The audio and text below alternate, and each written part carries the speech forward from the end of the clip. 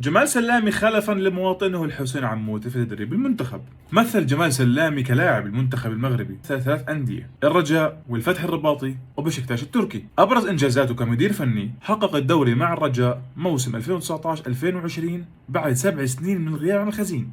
عن خزينة النادي، تخيل يعني 7 سنين انفخ فيه يلا. وكمان وصل معهم لنص النهائي لدوري أبطال أفريقيا. وبرضه حقق مع المنتخب المغربي للمحليين أفريقيا.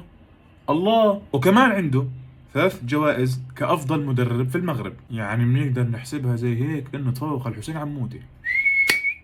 حسب الكلام جمال سلامي بيتبع نفس المدرسة اللي بيتبعها الحسين عموتة، نفس التكتيك، نفس الستايل. يعني المفروض انه مش رح يتغلب في تدريب المنتخب. يعني اللي عمله عموتة ان شاء الله بكمله جمال سلامي.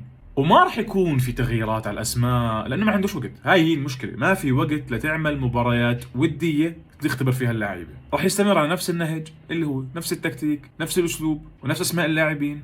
فان شاء الله ان شاء الله يكمل اللي عمله حسين عمود. سلام.